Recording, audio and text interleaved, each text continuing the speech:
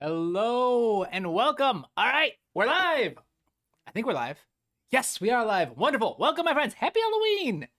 Very exciting. It's live feedback time. It's the last stream of the month. You know what that time it is? We've got a number of submissions this time. I'm very excited. We got some great music to listen to. Got some great feedback to provide. Some good questions that have been asked. And yeah, I feel like I never know. I don't feel like no matter how many of these do, I never know how to get started. So let's just kind of dive in first, shall we? Well, hold up. I should double check. Can y'all hear me? Can y'all hear me? Double check in OBS. Yep. So my mic is being picked up. Is my keyboard is being picked up? That's good. All right, we're good. We're good. Let's dive in, shall we? All right, so first up, we have Lurcher. Lurcher has a request. I want to know how to make it sound even bigger in the climax. All right, simple enough. Let's give it a listen.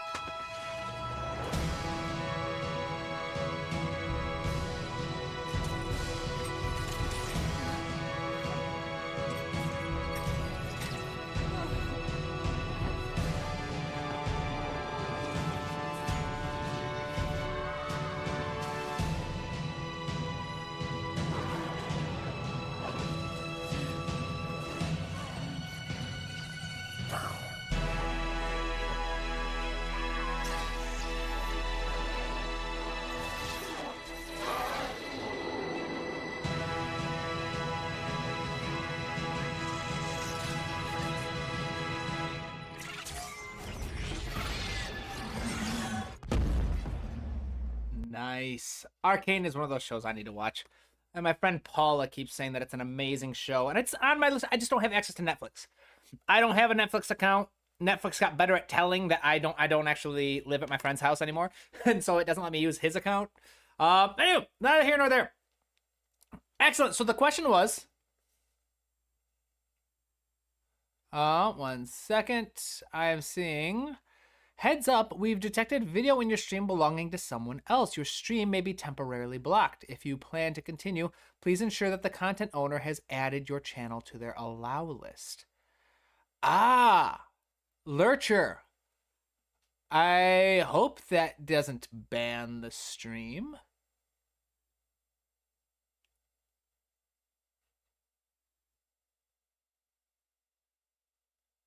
More info. Y'all can see me? All right. Hold up. I just lost all the viewers that were on. Did I just get kicked? Let's see. All right, so I got a viewer back. All right, did the stream just get kicked? I got a warning on Studio. See right here? I got this warning right here because I was showing someone else's channel, and it said that it might block the video, and then like all the people who are watching like got kicked. Was that just people leaving, or was... Let me know. I see someone on here. Let me know in the chat if someone's there. Anyway, Lurcher, your question was, how do you make it sound even bigger in the climax? So I'm just going to move ahead, assuming that the stream is still good, that the stream is still going. Lurcher, you want to know how to make things sound bigger in the climax. Obviously, the question about bigger comes down to an idea of size. How do you make your music sound larger? I have some specific ideas for your piece in particular. I'll share those in a moment, but I want to take a moment to discuss strategies for maintaining size. Anytime you ask yourself about size, you ask yourself about the amount of movement, anytime you ask yourself about any kind of trait in your music, and you're trying to figure out, how can I make it bigger? How can I make it more intimate? How can I add more movement? How can I add less movement? How can I make it feel darker? How can I make it feel more dramatic? Whatever, insert whatever. If you want to change the personality of your music, there are 9 tools available. All right.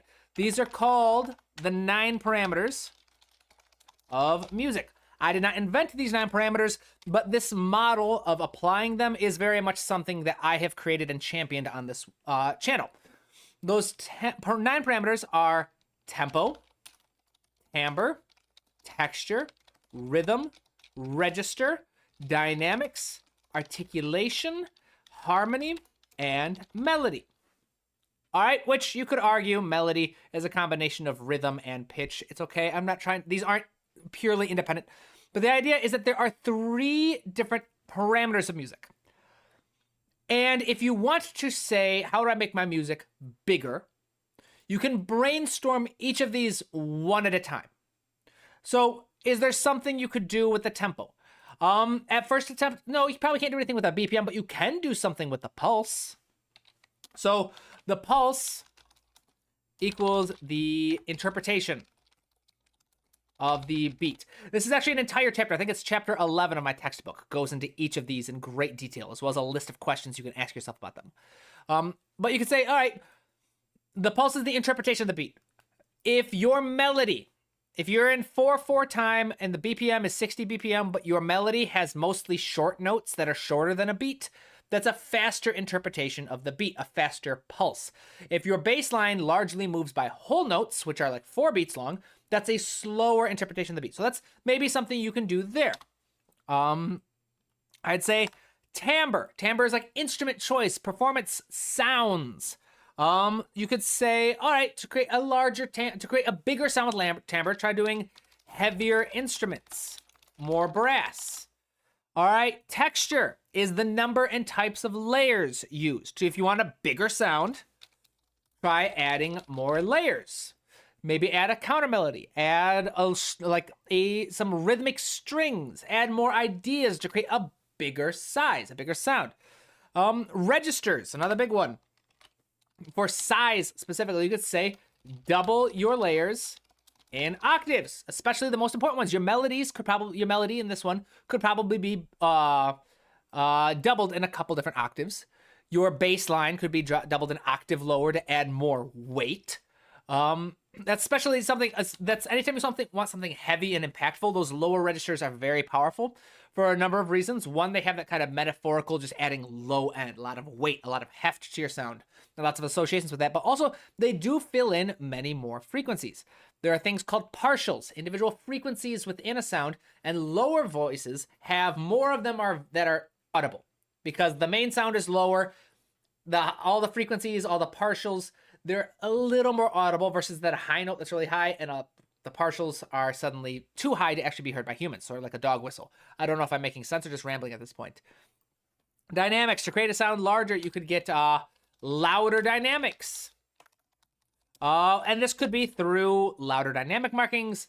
So just louder dynamic markings, more instruments, higher registers, etc. There are multiple different strategies to create a louder sound.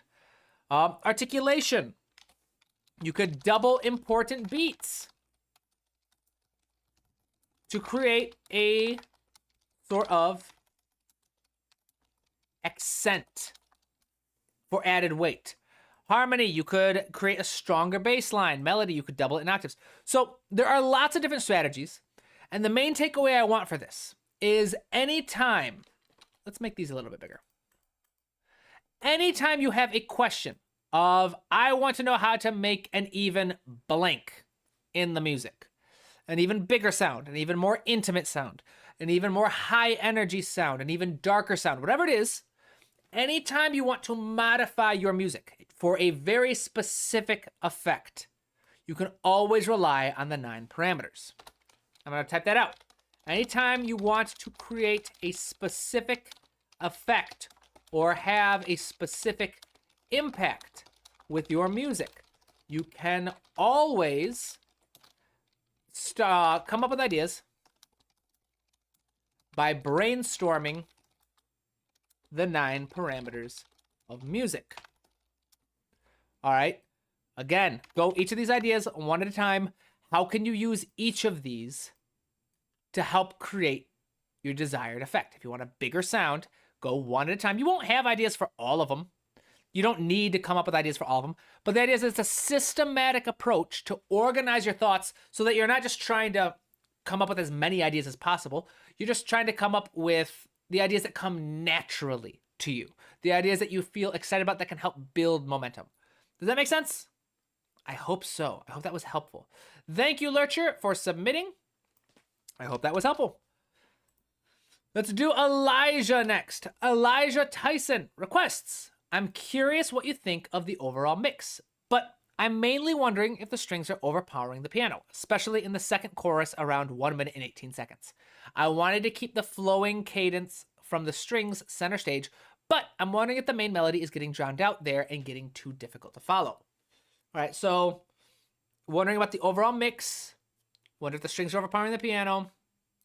Do the intro and outro feel like they belong? I couldn't think of anything else other than having silence and holding the last note in the transitions. And I'm wondering if that comes off as them feeling like they're isolated from the rest of the song completely.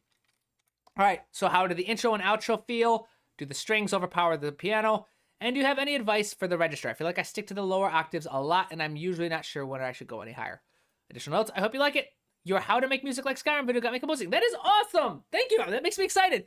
The idea that one of my videos got someone started composing. Wonderful. Thank you. Let's dive in, shall we? All right.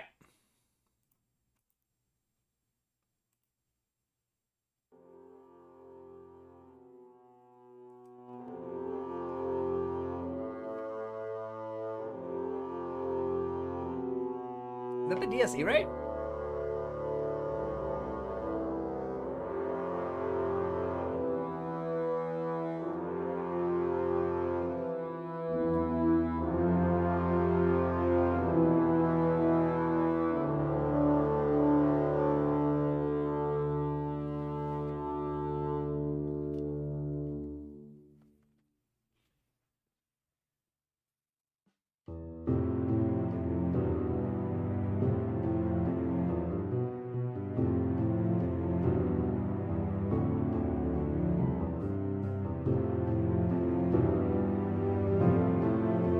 There we go, starting to build.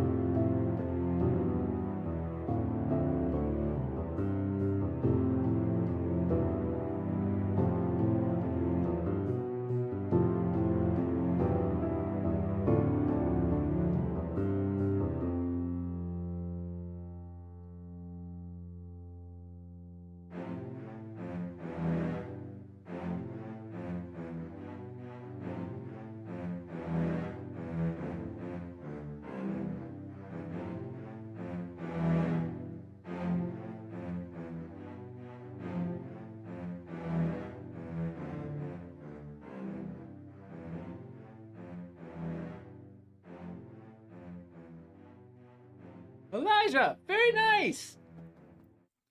Very well done, my friend, especially for an earlier piece. Look at you go. I am thrilled that you got started composing based off one of my videos. That makes me really excited.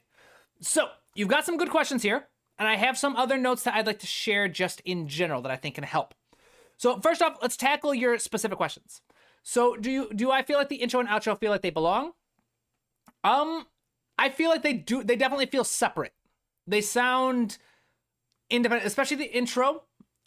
I don't think this intro is necessary. I think it could start right there.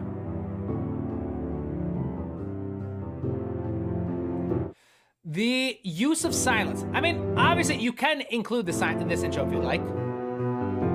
How do I go back and... This is a nice intro.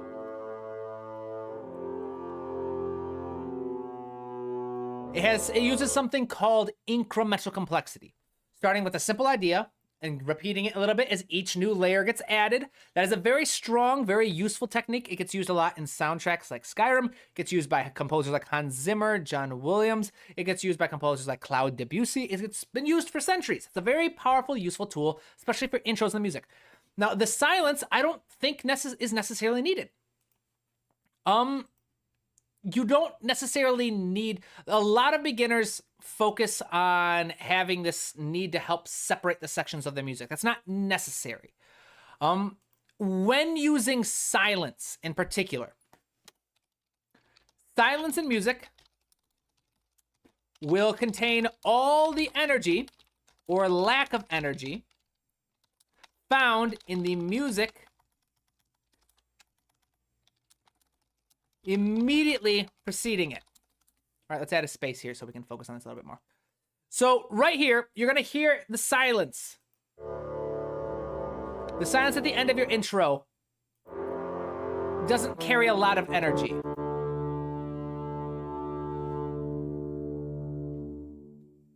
That sounds like the end of a piece of music. So what you basically did was, how do I get this one?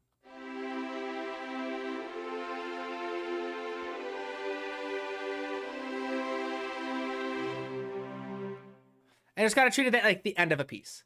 And then, but wanted to build that energy. Now, if you keep going, and if you're going to use silence like that, you want to have a silence that builds energy, a silence that says there's more to come. If you have this ending,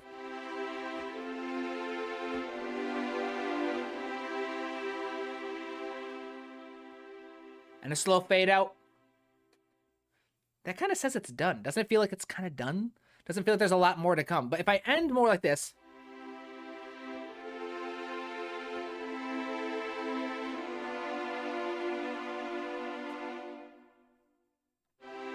it feels like I should keep going. Let's swap away from the strings library. Let's do, is this a piano? Yep, so if I go,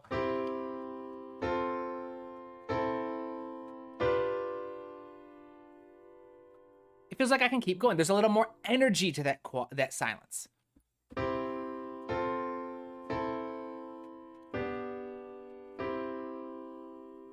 That feels like it could be a potential end. This has to do with something called a cadence. Cadences are musical punctuation. All right? They can be ways to end a melody, ways to end a chord progression, ways to end a section of music. There are moments where you can think of them as like a period, a moment where you just pause in the music, or a way that you come to an end of a section of the music. Cadences are found in every piece of music. The types of cadences are different. You can have a harmonic cadence, a melodic cadence, a rhythmic cadence, all kinds of stuff going on. The trick is a strong cadence will sound like a good spot for the music to end. All right, so if I go, what's that?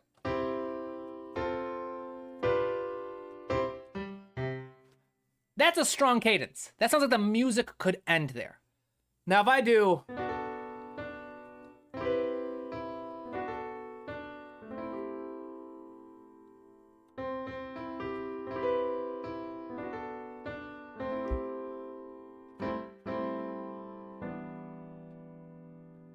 that sounds crunchy. It sounds like there's still energy there. It sounds like something more is to come. A weak cadence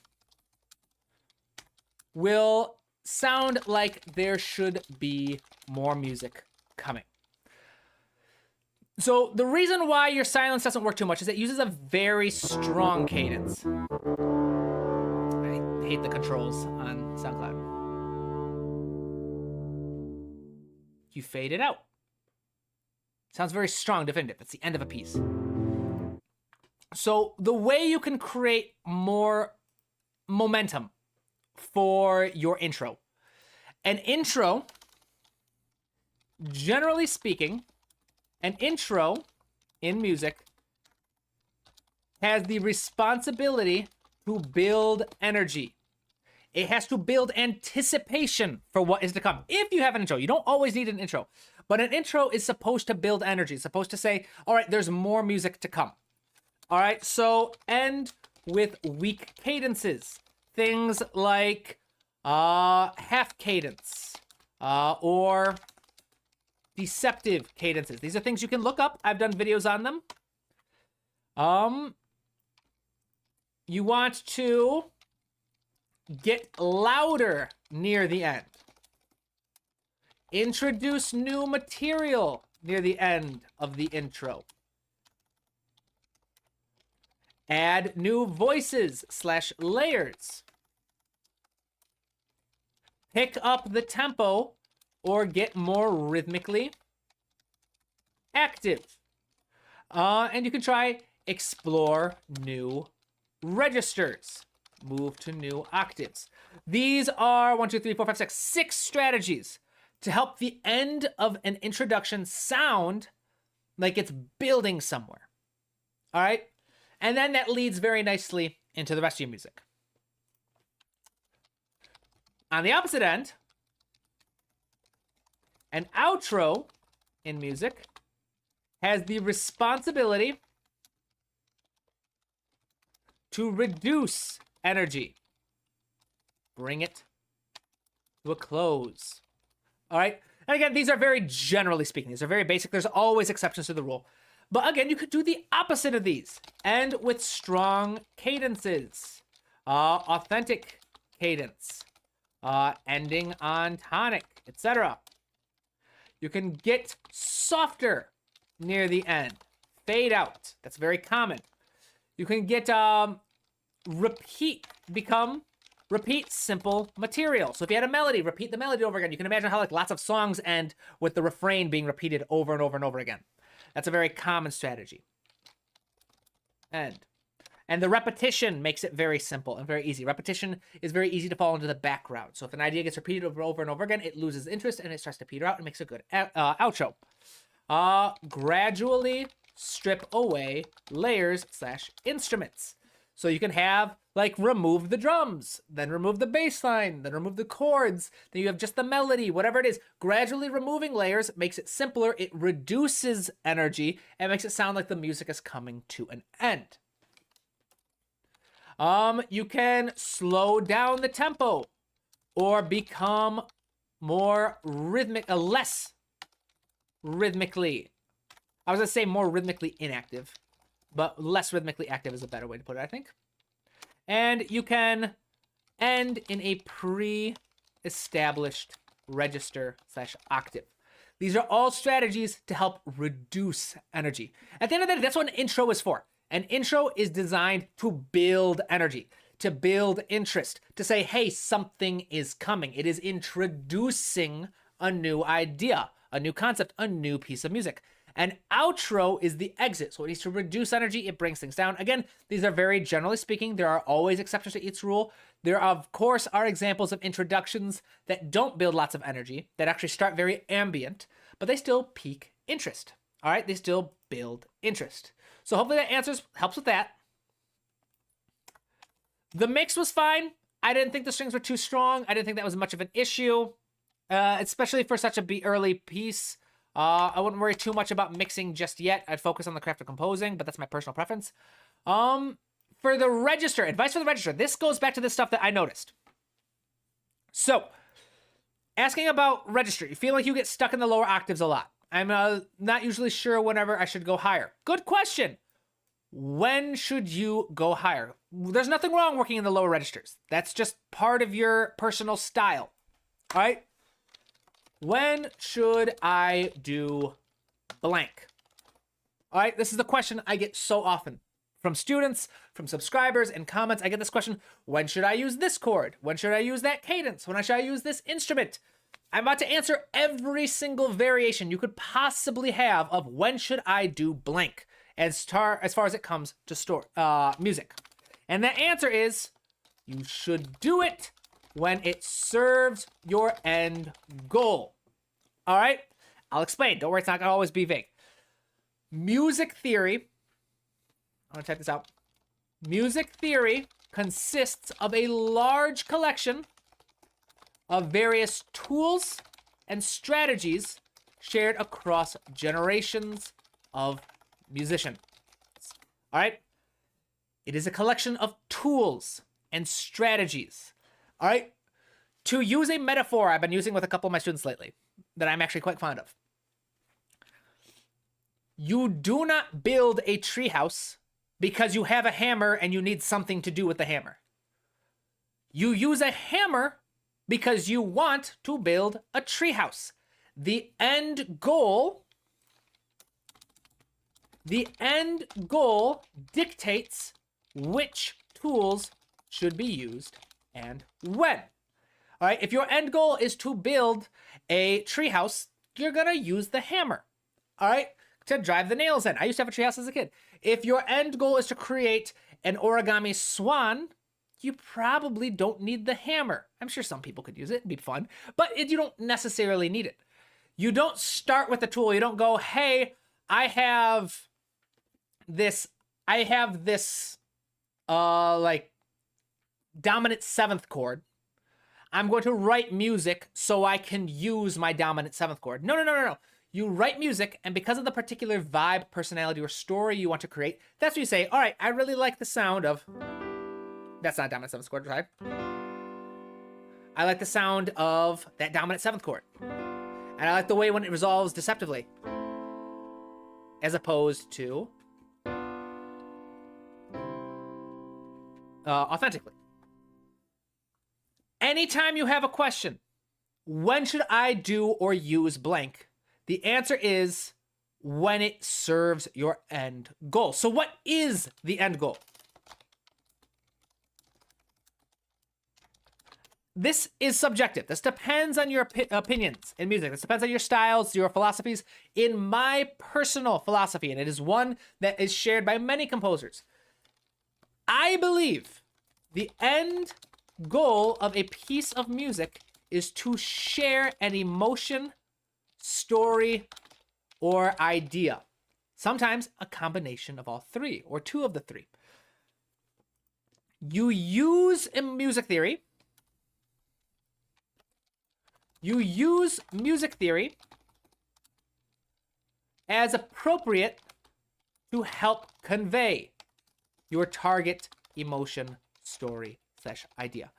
And the way you do this is start every new piece with an idea of what it is you are trying to convey. So your piece of music, Elijah, has a specific name. Woodland Village. I'm going to go out on a limb and say you have an image in mind. You have, maybe you wrote the piece of music first and then you came up with the name afterwards. Maybe that's fine too. But I'm going to assume you have some kind of story in mind. You're asking, when do you use the upper register? You use the upper register when it fits the story. So I work with stories a lot. Stories are a perfect setup for music. All right?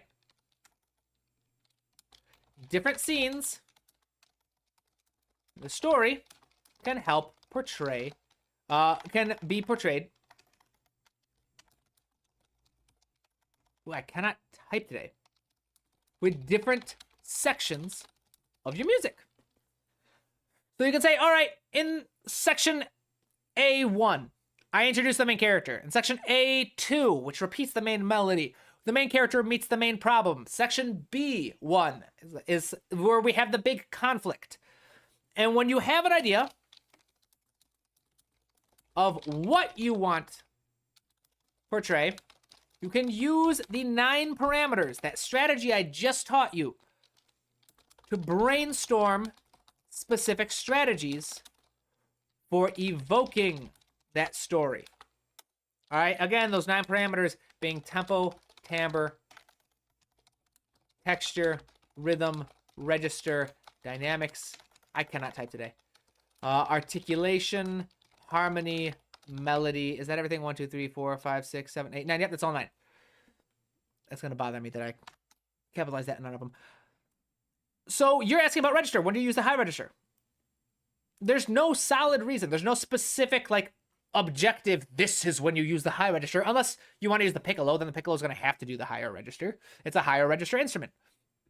But that decision of when to use the high register versus the low register, that should be informed by your end goal.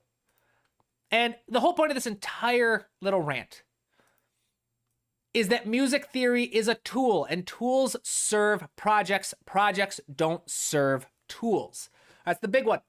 No concept in music theory exists for its own sake. The dominant seventh does not exist so we can write music. Like, it exists. So, how do I put this? My brain's kind of getting foggy. Like, the dominant seventh exists as a tool to write music. Music does not exist as an excuse to use dominant seventh chords, if that makes sense. It's the same with anything. The high register doesn't exist so that we have an excuse to write music. Music exists, and the high register exists as a tool to help portray the kind of music you want to portray. So I hope that helps. I hope that's beneficial.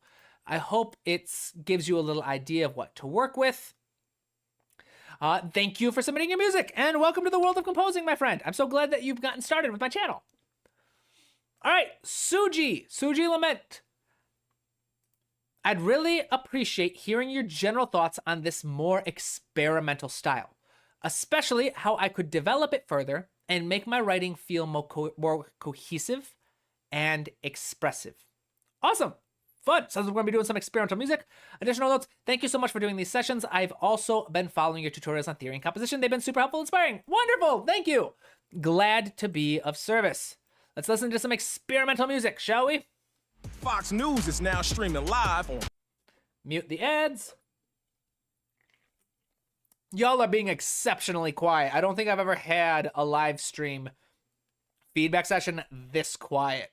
We're half an hour in and not one comment. Are people on there? Oh, here we go.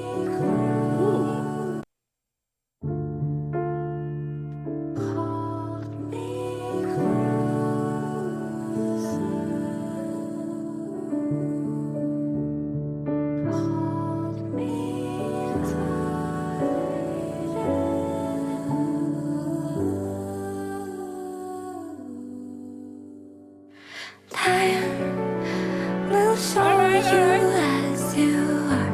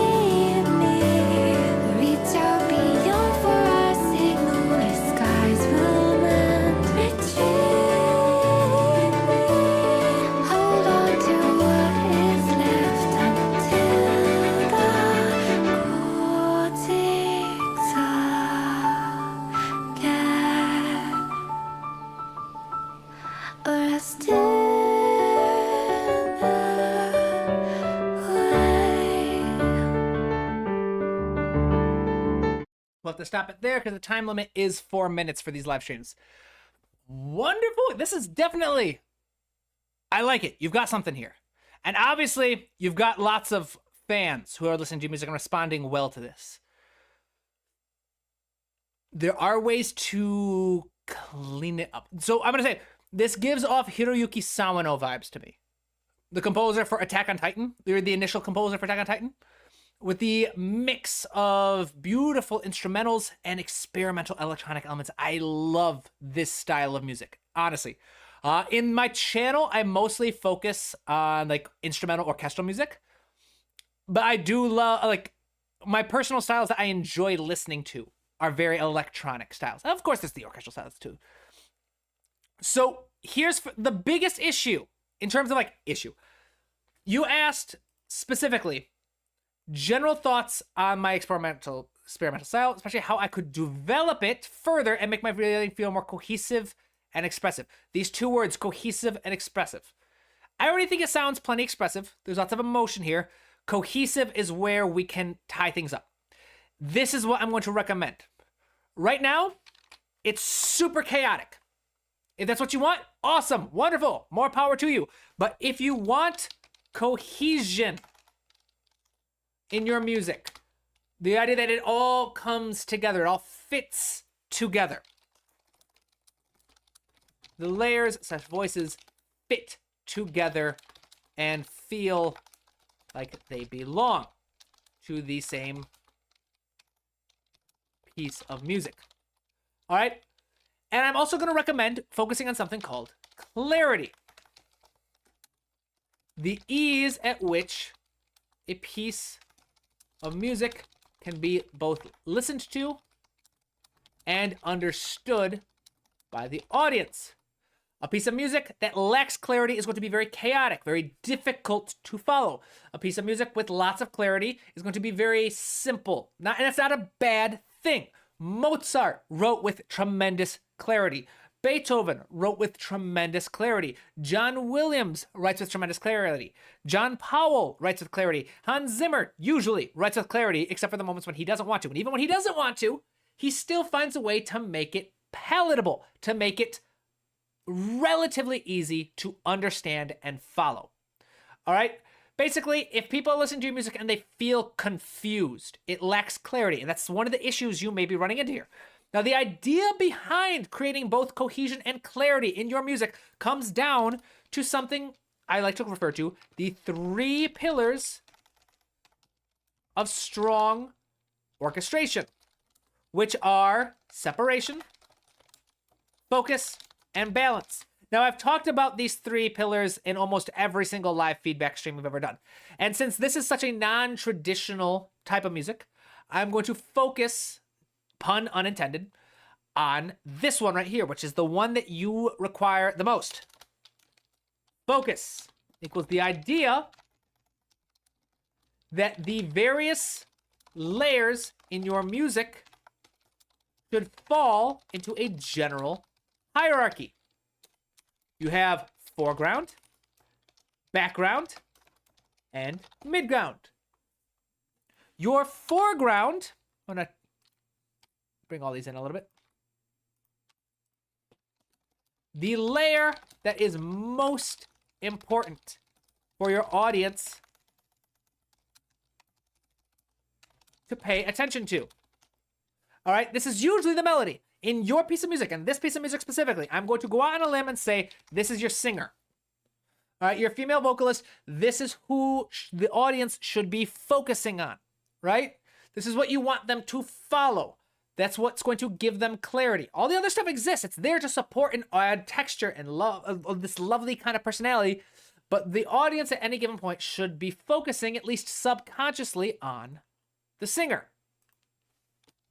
The background is all the layers responsible for contributing, I cannot type today, to the general personality / vibe of your foreground. You want to think of the background as layers that if you removed them, the personality of your foreground would change.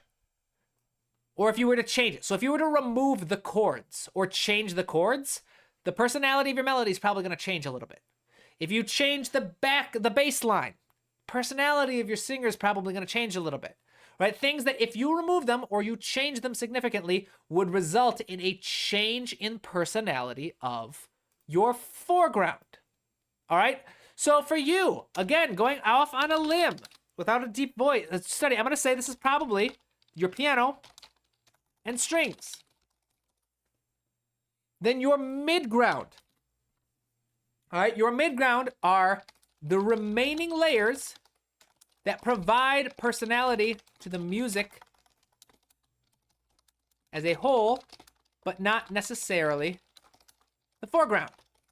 These are all of your electronic elements.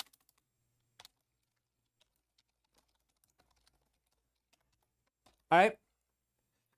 The electronic elements are the ones that, if you were to remove them, the personality of your singer, the personality of your melody, the personality of your chords, they wouldn't change all that much. The personality of your music would, but not necessarily the most important layer of your music. The midground is the least important. Subjectively. We're not talking about, because obviously this midground, these electronic elements are crucial to the personality of your experimental style. But what I'm saying, when I say they're the least important, I mean they are the least important in terms of creating cohesion and clarity. And so what that means is the electronic elements can be viewed as kind of like the background material, which can be confusing because there's a background layer. But to create greater cohesion and greater clarity, you want to make sure that this midground layer is not overpowering the background layer. And you want to make sure that the background layer is not overpowering the foreground layer, if that makes sense. All right? So what I would recommend specifically for you for this mix, hey, Tamashi, welcome, my friend. First comment. And like almost an hour in. Thanks for stopping by. Happy Halloween, my friend.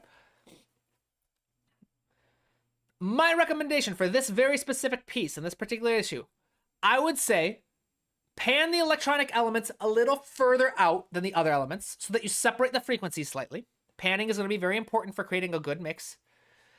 And bring the volume down a little bit. And see how that goes. See how that impacts the sound. Obviously, there are other strategies you can apply too. Generally speaking, though, that's where you as the composer, as the producer, come into the picture. I am giving you this concept. And it is your responsibility to apply it. If you want clarity and cohesion, yes, separation and balance are important. Balance, we're kind of getting into balance here. These are slightly different when you move out into such experimental music.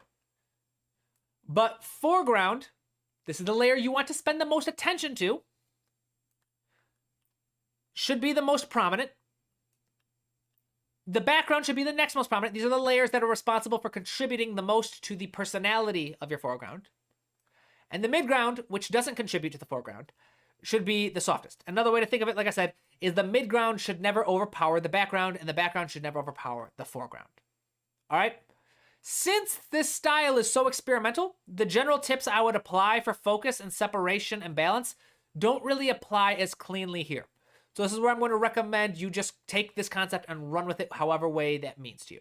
So to summarize, if you were to make this more clear, and this idea of cohesion, that all the layers and voices fit together, the idea that midground serves the general vibe, the background serves the foreground, and the foreground is the most important idea of the music. So the midground should never overpower the background, which should never overpower the foreground. This is the most important concept I would recommend for you. If you can get this in place, your music will sound significantly clearer. It will have a more cohesive sound and structure to it.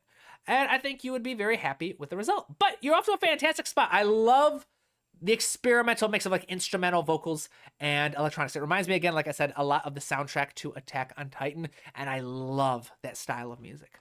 So wonderful work, my friend. Tamashi, is there some error? Where is the rest of the code? I don't know. That's, I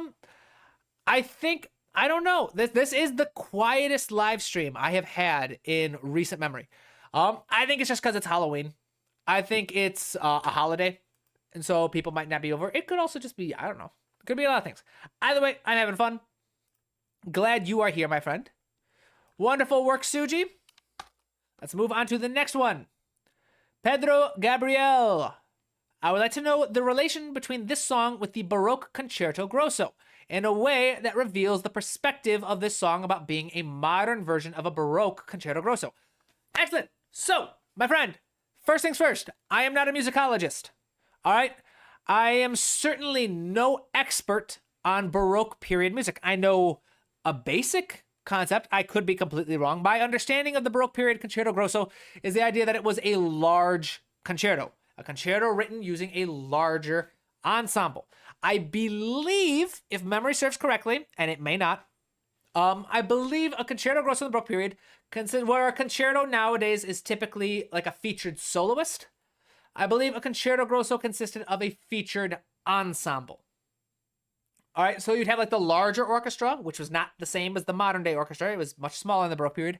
Then you had a smaller ensemble, and the ensemble it would go back and forth. Feature the ensemble, feature the orchestra, and that would how you be concept. Yes, today is Halloween. Happy Halloween, Tamashi. Let's double check though. I want to make sure Concerto Grosso. Yeah, here we go. A Baroque orchestral form that contrasts a small group of soloists called the concertino with the full orchestra known as the ripieno. This contrasts with the solo concerto, which features a single solo instrument. Famous examples include Archangelo's Corelli. So I was correct. Again, that being said, I am by no means an expert, so I'll be able to provide my basic thoughts. But unfortunately, I don't think I am the person to ask about this. I tend to be more of a craft and structured approach to composing rather than a musicologist or music historian. Thank you, Tamashi. Happy Halloween to you too. Ooh. Okay, 15 minutes, 16 minutes. The time limit is 4 minutes. I seem to remember emailing you about this, but I don't think I got a response. Let me double check. If there was no response, we'll listen to the first 4 minutes. I'm not seeing anything. All right, so we'll listen to the first 4 minutes. I probably won't be able to give you the feedback you were looking for, but let's see what we can come up with, right?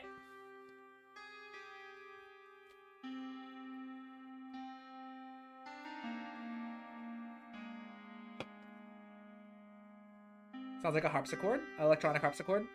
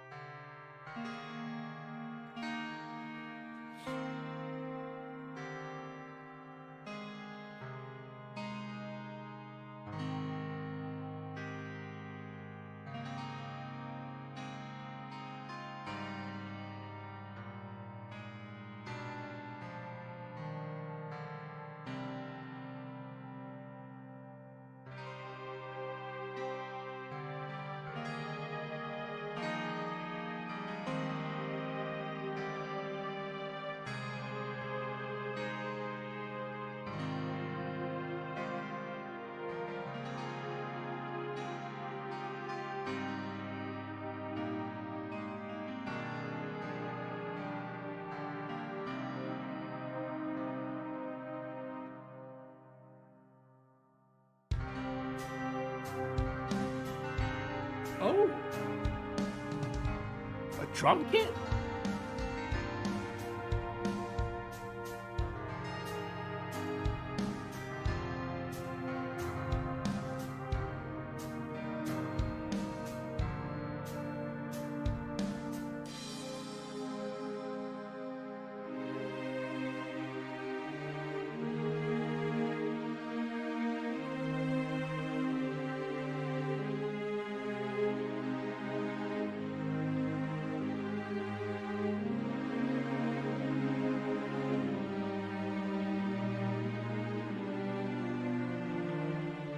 So some beautiful inner voices.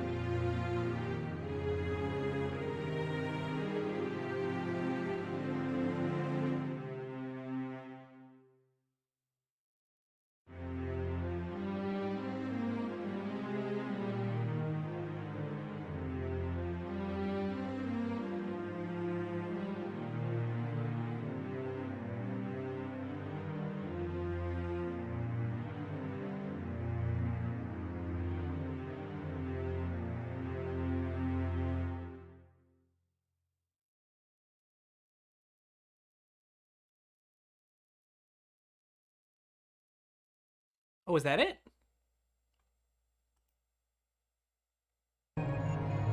Oh, so there's the full EP. All right, sounds like that might be the end of the first piece. Oh, so this is the first EP. All right, awesome. So we listened to the first piece. We'll call that. All right. So, question. So you were asking about how this compares to the Baroque period Concerto Grosso. As a reminder for those of you who are just joining, Baroque period Concerto Grosso is a type of concerto from the Baroque period, which consisted of, rather than a feature soloist being compared against a full ensemble, it was a ensemble, a featured soloist ensemble of multiple musicians being compared against the larger ensemble as well. So a couple of points, again, not being an expert of the Baroque period or a musicologist, I am limited in the amount of feedback I can provide within this specific question. I will say I loved your use of some contrapuntal techniques. The inner voices at a couple moments of your arrangement were very beautiful. I loved the use of the drum kit. I thought it was a very wonderfully complex and beautiful piece. Now, that being said, compared to the typical use of the Baroque concerto and the Baroque style, it was much thinner, and that's not a bad thing. I think it had a very beautiful, soft, simple, clear concept. The Baroque period was not known for its simple, clear sound. All right, the Baroque period was very ornate. It was very elaborate. It would start off small and build into these beautifully complex concepts. The term Baroque was actually a slur from that period of time. It was an insult, the same kind of way that you would expect. So this would be exactly if, like, 100 years from now, our current style of music was referred to as the brain rot music. But everyone said it with great awe, like, oh, yes, the brain rot era. Wonderful. It was beautiful. All right. What was the great composers of the brain rot era? All right. We are separate from the idea that Baroque was an insult. Baroque was an insult applied by the older generations of that time and some of the younger generations of the time, who saw that music as tacky, overly ornamental, overly complex, overly just too much. The Baroque was too much for the sake of being too much. That's basically what Baroque meant. It was meant as an insult, which over time just came to describe the entire period. So again, the idea is like brain rot music, brain rot memes, brain rot style, all these different things. It was originally an insult that, who knows, years from now could be used as a serious designation that people forgot used to be an insult. All right, so I'd say you lack some of the typical ornamentation that would be expected of that style, which isn't a problem because we do not live in the Baroque period. And if you're asking for how it compares, so lacking the typical ornamentation, I'm not an expert, so maybe you did follow specific. I didn't recognize any of the typical Baroque techniques, like structures or styles like a passacaglia or a fugue. But it was a very beautiful piece of music. I liked the use of the drum kit. That was a bit of a surprise. I think it worked really well. It gave it a fresh kind of personality, fresh little perspective. And like I said, the inner voices in particular had a beautiful, simple, very clear melody, much more of a classical melody than a Baroque period melody. But the inner voices, those inner kind of middle voices in the support were very beautiful, very moving, very lush. So well done, my friend. I'm going to listen to the rest of that EP. I like that. So wonderful. Tamashi, keeping the chat alive. Thank you, my friend. Let's see here. Streaming today was a work ethic. Yes, today. Thank you. I only did today's stream. I only did today's stream instead of canceling and just pushing it off to next week because I've missed the last 2 weeks because I was on vacation. I was on 2 separate vacations. Last weekend, I went up north with some friends, which is a tradition here in Michigan. We've always done a fall trip where we do like just a weekend. We go up north. We enjoy the beautiful colors, the beautiful autumnal colors here in Michigan as the trees begin to change colors. And then the following week, just as luck would have it, was when my family got together. We went down south. I have spent a lot of time on the road. I was supposed to hit the road again this weekend. I was supposed to leave tomorrow for Chicago, where I'd spend the weekend in Chicago because for doing research for for my next commission. But fortunately, I'm exhausted. I kind of was hoping for an excuse not to go. The person I was staying with is sick. So I'm using that as an excuse. Like, all right, I'm gonna live stream in for the concert. I'll listen to the music that way. I'll do it other way. I'll get the inspiration that way. So I get to stay home. So yeah, thank you. Vacation was wonderful. Yeah, the brain rot era, it's very common. Yeah, like I said, the Baroque period, Baroque was considered an insult in its day and time. And so there, who knows what kind of term or slur that's used to describe the youth of today will eventually, at some point, turn out to be definitive or used as a descriptive of an era. Custom voice arts. Hi, Tabletop. Quick question. Do you think non-audible frequency below 20 hertz and above 20 kilohertz have an effect on emotions? I heard they use certain non-audible frequencies in Feather to heighten emotions. In the Tether to heighten emotions. That's a fantastic question. I don't know. That goes beyond my area of expertise. I would not be surprised, because lots of people forget that emotions are the result of physiological responses. So there are ways to evoke emotions through physiological responses, through, like, if you simulate certain things. It would not, if I'd say below 20 kilohertz can definitely impact, because they can add weight. Even though you cannot hear those super low frequencies, you can kind of feel them. And they can, that's the kind of, like, you can feel that rumble, especially like in a theater with big speakers, you can feel that rumble, and that can have an impact. But I don't know about the higher frequencies. I'm not sure. Oh yeah, so in the theater. So yeah, for example, yeah, different frequencies have their use. I don't know how they'd be used for emotions. But yeah, those lower frequencies definitely get used in theaters, like you said. Those lower frequencies get used in theaters to add that little rumble, that little shake, to add emotion through the senses. Beyond just hearing, but like the feeling. There are some sounds you just kind of feel. Tamashi, what is the commission? Can't say anything just yet. It's still very early, but it's the first of its kind for me. It is the first non-media music composition that I've been hired to compose. I will say that. And it is an honor to be part of the tradition. I will also say that. But then I'll move on. Yep. How's the piano playing? I have not been very faithful to piano practice. But that has been because of... But that's been just because, like, yeah, I said vacation. I've been off. But I still enjoy playing. I'm going to actually put this out there.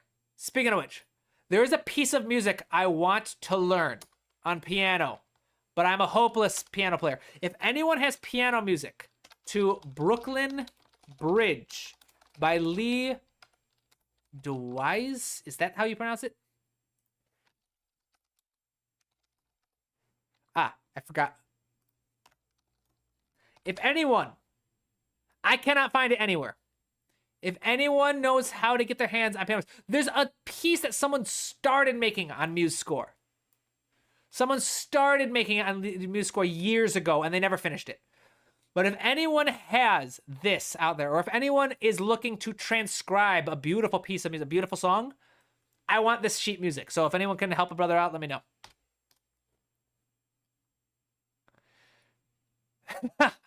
Sorry, Tamashi, can't share what the commission is yet. I will share once I have the chance, but I take my work very seriously. I'm not gonna break confidences just yet, or no, ever. I won't break confidence, but don't worry, I will make the announcement at some point, because it's quite honestly probably payment wise and just the sheer volume of music, it's going to be the largest commission of my career so far. So that's another reason why I'm taking it very seriously. All right, so Moyad would like to know, how do you think the arrangement is in general, and also the mixing, and is there something I need to do to improve more? So mixing, arrangement, and basically anything that comes to mind to improve.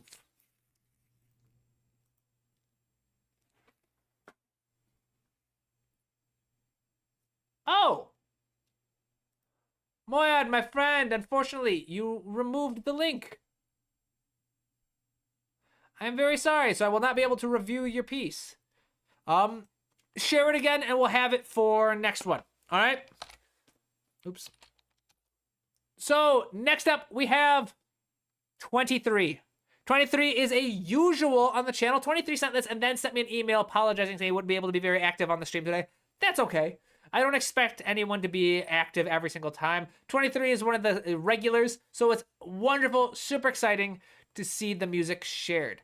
All right. If there is any specific feedback I would be interested in, it would probably be in regards to the chord combos or even static chords that you have recently been sharing with us, since I utilized some of them multiple times in this piece. I at first wanted to ask if they came off as a bit too cliche, but then I remembered you essentially saying a cliche is a cliche for a reason.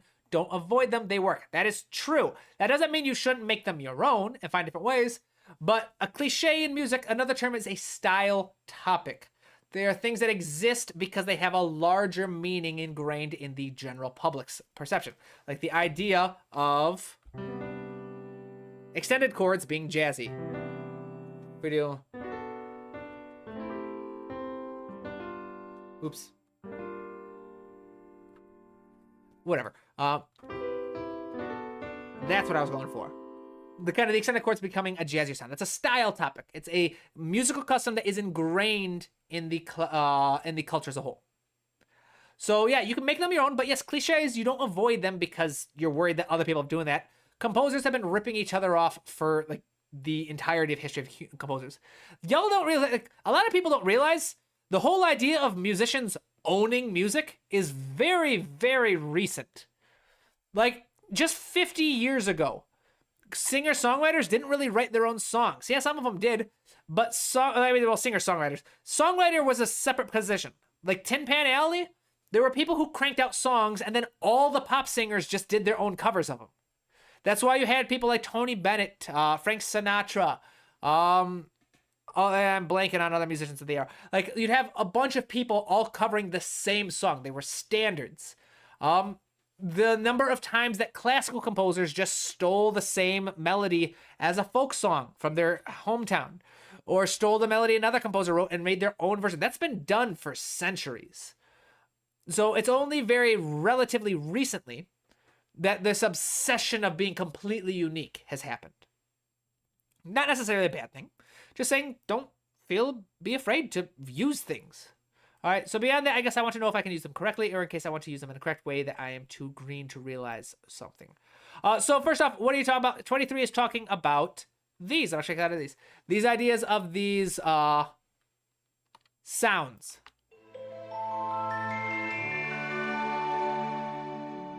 These chords that have a specific kind of like this magical quality to them.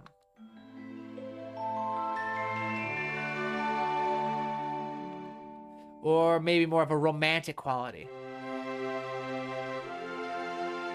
Like a tragic quality. What's happening to my choir? Why is my choir not playing? Oh. Something happened with my music. Oh, I bet it's because I have to re-identify. I moved my sound libraries, so I'll have to re-identify where they are. Anyway, so yeah, so that's what 23 is asking about whether those are used. I'm going to be honest, you probably use them correctly. I'm probably not going to be able to identify them very well just by ear. I don't have a very good musical ear in terms of identifying things, but I think you're probably overthinking it. You probably did it fine. My second concern is that maybe there are too many instrument or layers going on. That I can help with. But I just may be paranoid about that since I'm more of a mindset that a band should be 5 people at the most, like a rock band, so orchestrations always make me think like I'm overdoing it. Fair enough. And finally, the last piece I submitted, your critique was that my sections and maybe even my overall composition didn't really have endings. So is that better handled in this one? That is very simple. Let's give it a listen. We'll find out, my friend.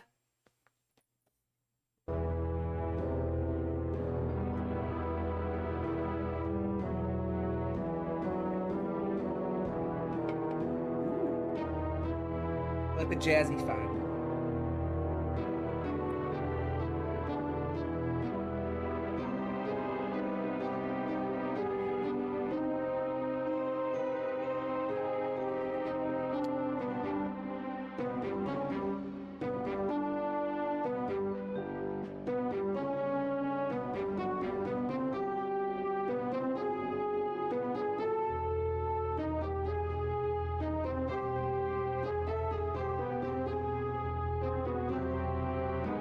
Ooh, I like that one.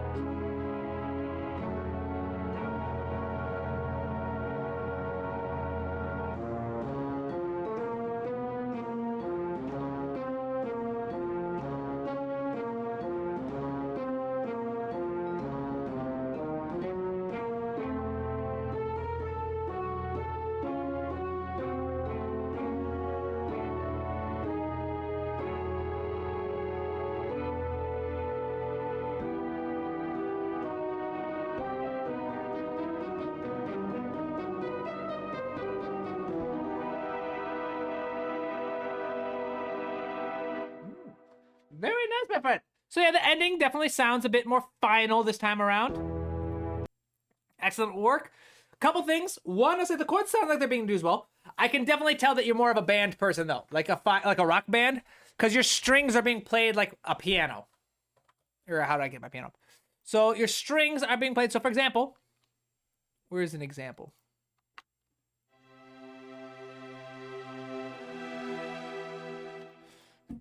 This might work. Let me look at this. So here are my string parts. Here's the piano part, the chords. So you're playing the strings like a piano. Not inherently wrong. There's nothing inherently wrong with that. But you can hear how when you space them out slightly, there's a slightly different voice leading, some more open voicings.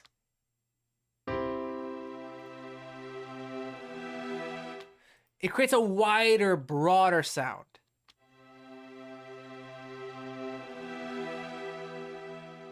Taking advantage of those various registers.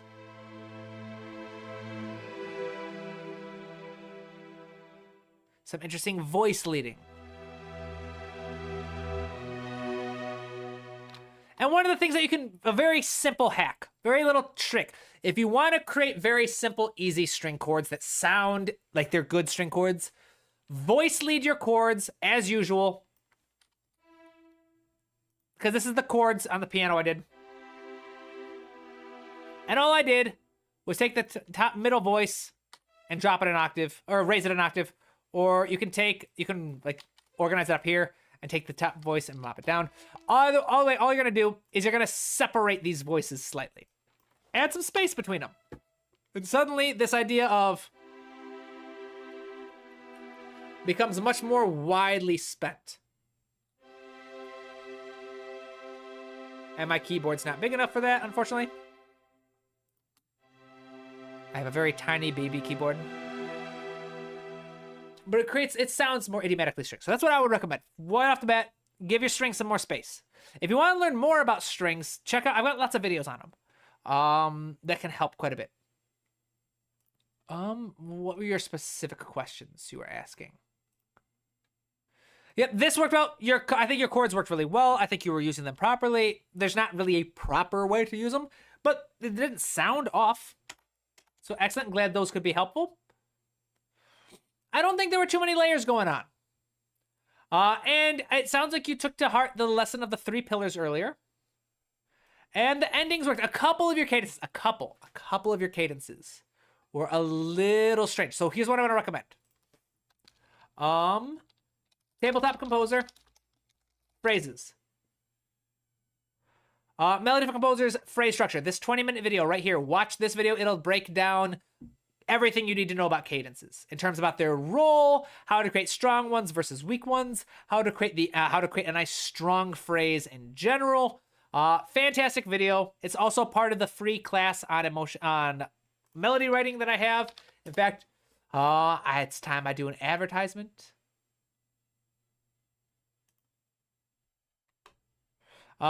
This free class, music theory and melody writing, these are all free classes. 4 free classes, and right now, we are so close to our goal. The deadline was today at midnight, to reach the first 3,000 to support funding to build a new class on mixing. We are very close. If you would like to support, please consider supporting. Help us get to that last little bit. Let me double check, see where we are now. Yes, we have raised, let me load it. We have raised $2,245. So we only need $725 more to get the green light to build that class and have it ready. If this is done, if we reach the 3,000 tonight, I will have the brand new class on mixing 100% free for everyone who wants to ever take it ever. It will be added up and running on the Academy by December 1st. If we don't reach the goal by the end of this of the day, it'll be added eventually, but I won't be able to prioritize it, so I'll probably just spend it because the funding is to pay for my basically my living expenses, rent, student loan bills, groceries, gas, all that stuff, while I focus on something I don't get paid for. So I'll probably release it sometime early next year instead. But there's still time to reach that goal. There are different tiers. Please consider donating. It's these classes are 100% free. But 23, I can't remember if you took this course or not, but this is a great, fantastic strategy that would help you come up with endings that sound nice and solid. That is that. That brings us to the end of the stream, my friends. Tamashi. Okay, so don't chase. So you're asking, how was I going to do research? All right, I will tell you. I was going to do research, and this was something that was specifically asked of me to do by the person who has commissioned the new piece. I was going to take the train to Chicago to be in attendance at a live performance of Mozart's Requiem, the full mass. I was supposed to be there for that performance and to take lots of inspiration. Unfortunately, not going to be able to make it this weekend after all. But yes, that's as much as I can answer about that new commission. I will announce it because the commission is coming up fast. It's got to be done by May. But yeah, it's awesome to be part of the tradition. It's very fun. You can see these entries. Glad to see someone submitted. Thank you very much, Tamashi. Yes, I got a lot of submissions this time. Thank you to everyone who submitted their music. I had a blast as usual, my friends. Thank you again. Please, once again, consider supporting the Academy. Make a donation. Set up for the tiers. Check out the bookshop. Everything helps fund streams like this and future projects. So thank you very much, my friends. Happy Halloween to everyone who's celebrating. Feliz Dia de los Muertos to my fellow Latinos who'll be celebrating that. And thank you to everybody who stopped by. I hope you have a wonderful day, and I will see you all next week. All right, bye-bye. Oh, also VIP. To VIPs of the stream, go to Tamashi and Custom Voice Arts for keeping the chat alive. Thank you, my friends. All right, now with that, have a good one. Bye-bye.